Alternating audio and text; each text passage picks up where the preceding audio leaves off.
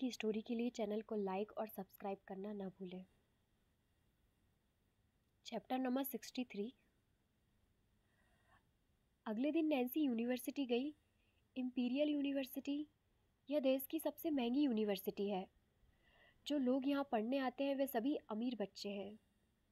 जैसे ही नैन्सी अपनी कुर्सी पर बैठी, अचानक उसके सामने एक लड़की आकर खड़ी हो गई। नैन्सी ने उसकी तरफ देखा, फिर उस बुक पर उसका ध्यान गया जो लड़की ने उसके हाथ में पकड़ी हुई है। उसे याद आया जब उसने पहली बार कबीर को देखा था तो उसने भी यही बुक लाइब्रेरी से इशू करवाई थी। इससे उसका शक कबीर पर और बढ़ गया। अगर कबीर दोषी नहीं है तो वो खुद बुक को वापस करने के लिए क्यों नहीं आया? नैन्सी ने बुक ले ली। यह बुक कबीर ने रजिस्टर करवाई थी। यह तुम्हारे पास क्या कर रही है? लड़की ने कहा, उसकी तबीयत खराब है इसलिए वो आज यूनिवर्सिटी नहीं आया। उसने मुझे बुक वापस करने को कहा है। नैन्सी ने अपनी आईब्रो उठाई। ठीक है, तुम जा सकती हो। नैन्सी का शक कबीर पर गहरा हो गया। उसने मन में सोचा, अब तुमसे निपटने का टाइम आ गया है कबीर। नैन्सी अपने हाथों में एक छोटा सा बैग लेकर घर लौट आई। नैना उसे देखकर मुस्कुराई। तुम वापस आ गई? नैन्सी ने उसकी ओर देखा। आज के बाद मेरी सहमति के बिना मुझे इस तरह के इवेंट्स में मत ले जाना। नैना दोषी लग रही है। मैं तो बस तुम्हारी खुशी के लिए कर रही थी।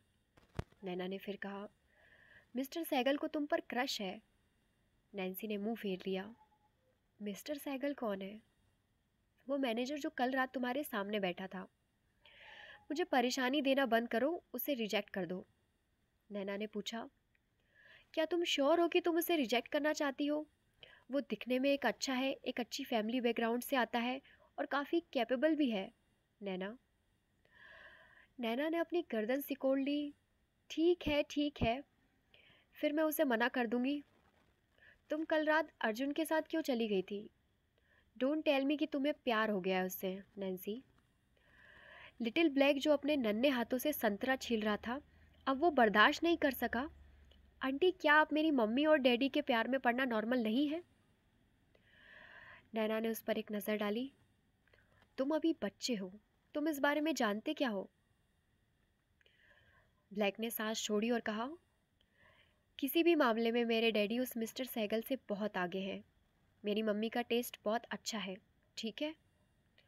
नैना ने उससे कहा, तुम शायद नहीं जानते हो कि अमीर लोग कितने कॉम्प्लिकेटेड होते हैं। नैन्सी ने नैना से कहा, और तुम जानती हो? नैना ने जवाब दिया, मैंने देखा तो नहीं है लेकिन मैंने इसके बारे में सुना है। फॉर एग्ज़ाम्पल, अब फीमेल सेलिब्रिटी को ले लो। एक अमीर परिवार में शादी करने के बाद उन्हें बोलने का कोई अधिकार नहीं होता। उन्हें एक अच्छा बिहेवियर करना पड़ता है।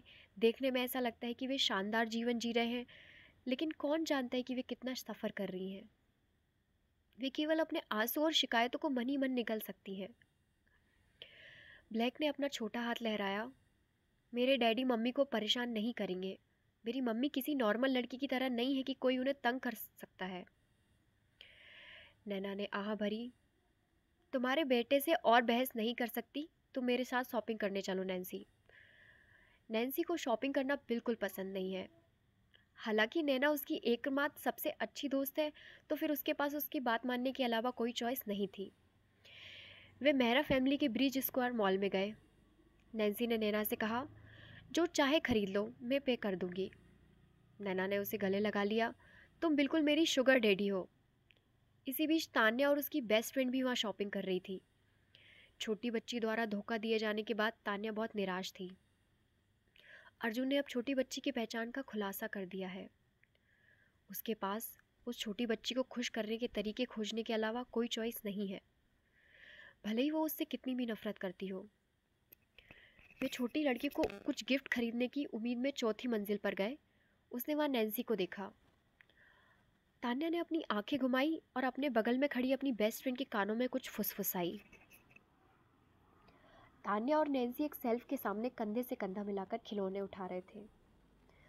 तान्या के बगल में खड़ी उसकी बेस्ट फ्रेंड ने तेज आवाज में कहा, तो अर्जुन की बेटी तुम्हारी है या नहीं?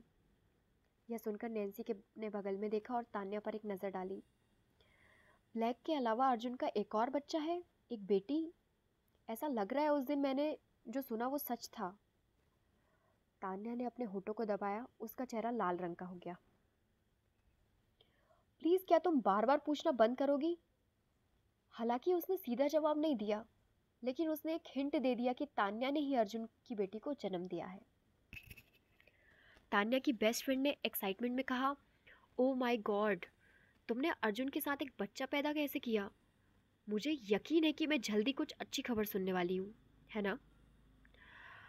तान्या ने नैन्सी को उसकी आंखों के कॉर्नर से देखा और कहा, अर्जुन को यह पसंद नहीं है जब दूसरे लोग उसकी पर्सनल लाइफ के बारे में डिस्कस करते हैं, इसलिए यहाँ मुझसे ऐसा कुछ मत पूछो, ठीक है? मैं किसी को नहीं बताऊंगी। अर्जुन ने हमेशा तुम्हारे साथ अच्छा व्यवहार किया है। इस फैक्ट के साथ कि तुम आलिया की बेस्ट फ्रेंड हो और सोशल स्टेटस के मामले में तुम्हारी फैमिली भी कितनी अच्छी है, अर्जुन के लिए तुमसे ज़्यादा सूटेबल लड़की कोई नहीं है।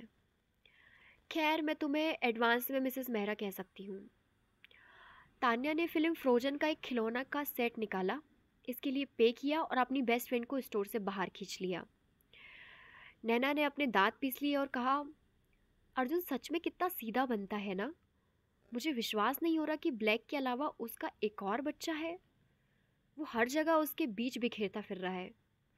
सुनो नैन्सी, अर्जुन विश्वास करने वाला आदमी नहीं है, तो तुम कभी भी उसके चार्म और गुड लुक को देखकर अंधी मत हो जाना, ठीक है? नैन्सी ने अपनी आईब्रो उठाई। क्या मैं उस तरह की लड़की हूँ जो वासना के लिए अंधी हो जाए?